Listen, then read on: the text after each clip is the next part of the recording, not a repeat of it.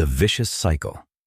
Imagine this. It's the hottest day of the year, and the city's power grid is groaning under the weight of millions of air conditioners.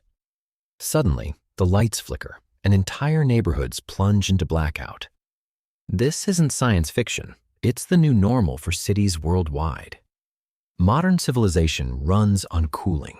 From keeping our food and medicine safe to making our homes livable, refrigeration is a necessity, not a luxury. But as the planet heats up, demand for air conditioning is exploding, especially across the rapidly developing tropical belt. Here's the catch. Every new AC unit adds strain to an already stressed grid. Cooling now accounts for almost 16% of all electricity used in buildings globally.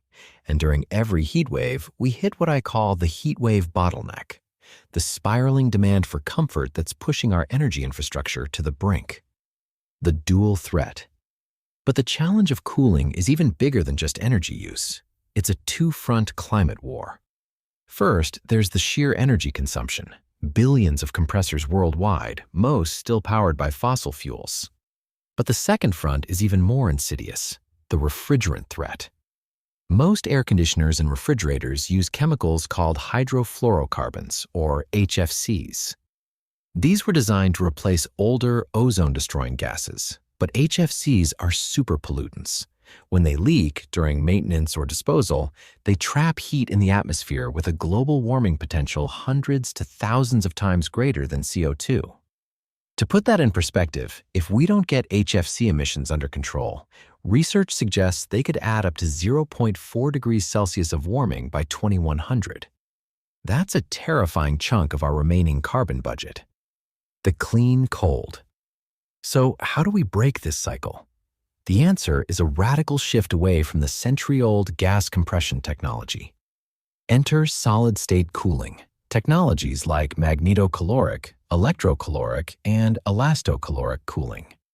These systems use solid materials that change temperature when exposed to a magnetic field, electric voltage, or mechanical stress.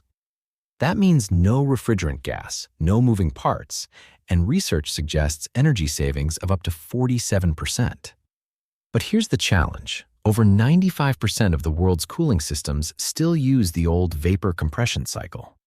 Replacing or retrofitting billions of units is a massive task, and solid-state tech is still racing to match the cost and efficiency of today's mass-produced systems. The sustainable cooling revolution will take unprecedented investment in materials science and manufacturing. But if we get it right, comfort can become a climate lifeline, not a liability.